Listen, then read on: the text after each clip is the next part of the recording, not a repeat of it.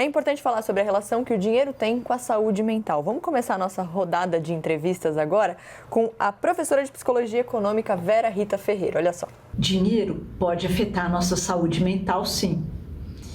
Primeiro porque dinheiro nunca é só dinheiro. Ele sempre carrega representações psicológicas, seja na falta do dinheiro ou na presença dele também. Então, existe uma relação entre a maneira como nós nos sentimos internamente, com mais saúde ou menos saúde, e a forma como nós administramos o dinheiro. Quanto melhor você se sentir com você mesmo, menos necessidade você vai ter de fazer um consumo para ostentação ou de ir atrás da manada, tá todo mundo comprando não sei o que para poder entrar em tal coisa, então eu também tenho que comprar. Não, você tá de boa com você mesmo e você consegue fazer escolhas mais ponderadas que tem mais chance de acertar no alvo e trazer uma satisfação mais consistente para você mesmo. Eu acompanhei a fala dela e fiquei pensando quando na faculdade, em alguns livros como História da Loucura do Foucault, quando você começa a aprofundar o conceito de normalidade, você começa a ficar tão perturbado, você tem certeza que ninguém é normal. Mas eu vou dar um conselho de amador, ou seja, não um conselho de profissional. Há casos graves ou há casos médicos que precisam de muita ajuda profissional. Mas há casos leves em que você está se sentindo mal ou triste ou tem um evento ruim. E aí eu recomendo que você ponha uma área no seu som, uma música que a avó da Gabriela devia cantar muito bem. Lascia que eu pianga, do Handel. Lascia, deixa que eu chore. E chore.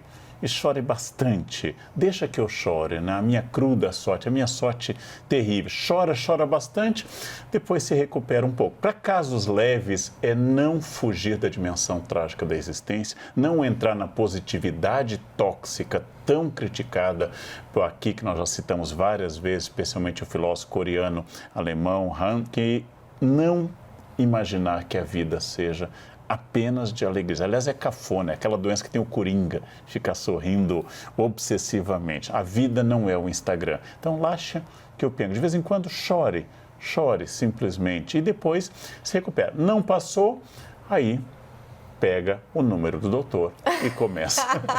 Assumir essa vulnerabilidade que o Karnal está falando, muitas vezes pode ser difícil, muito difícil para os homens, né? A gente já fez um programa aqui sobre masculinidade tóxica. Muitas vezes os homens também são mais resistentes em relação a esses temas como saúde mental, ansiedade, depressão.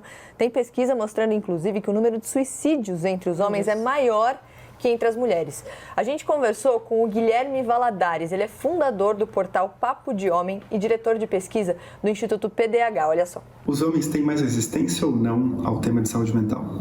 Na minha experiência trabalhando com rodas de homens e grupos de homens há mais de 14 anos, sim, a gente tem muito mais resistência. Boa parte dos homens vive preso dentro do que a gente chama de a caixa dos homens. Esse conceito foi explicado pela primeira vez nesse livro fantástico do educador Paul Kivel. O que é a caixa dos homens? É um conjunto de regrinhas em um quadrado que a gente teria que seguir para ser aceito como um homem de verdade entre os meus. Regrinhas como nunca demonstrar fragilidade, nunca demonstrar medo, nunca demonstrar emoções, nunca agir com trejeitos femininos ou não heterossexuais. Sempre agir demonstrando agressividade, controle, dominância. Isso vai me colocar em uma posição cada vez mais estreita e rígida. O que eu vou aprendendo? Que emoções não são coisa de homem. Me colocar vulnerável não é coisa de homem. E sempre que eu tiver que lidar com um problema complexo emocionalmente falando, a postura padrão pode ser recusa, negação ou agressividade. Que foi o que eu aprendi a fazer, a vestir essa couraça, vestir uma máscara para dizer que eu sempre sou muito macho. E isso, é claro, deixa os homens super vulneráveis, em especial quando a gente vive um contexto tão complexo como o que o mundo está passando hoje. Ainda sobre esses dados em relação ao suicídio, o que eu sei é que quando a gente fala nas tentativas, o número de mulheres que tentam, mas, enfim, por algum motivo não conseguem, ainda supera o dos homens, é verdade isso? Sim, é verdade, né? Suicídio, ele é um problema grave de saúde pública, porque entre 18 e 45 anos é a segunda causa de morte, perde só para os acidentes. Ufa, então...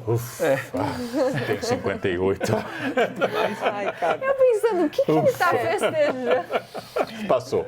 Não, mas é algo que, assim, a gente... Não é legal falar disso, claro que ninguém gosta, né?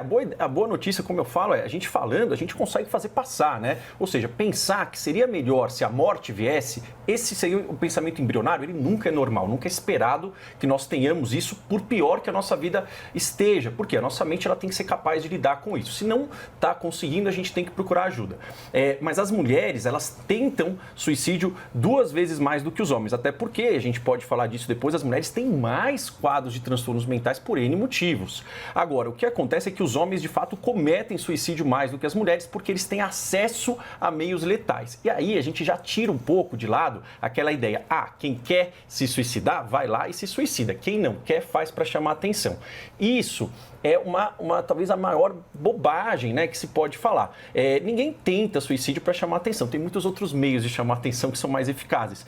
Mas a ideia é que isso denota um sofrimento muito intenso, sempre precisa ser olhado, e o maior fator de risco para uma pessoa se suicidar é ela ter tentado antes. Então, se você teve uma tentativa, se alguém que você conhece teve, é importante valorizar. Por quê? Porque a gente tem que fazer isso passar. É um sinal de alerta.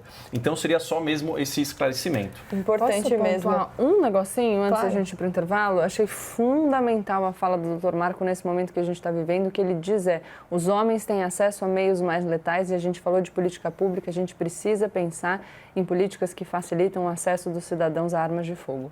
É um assunto atual e que tem relação com o que a gente está conversando aqui.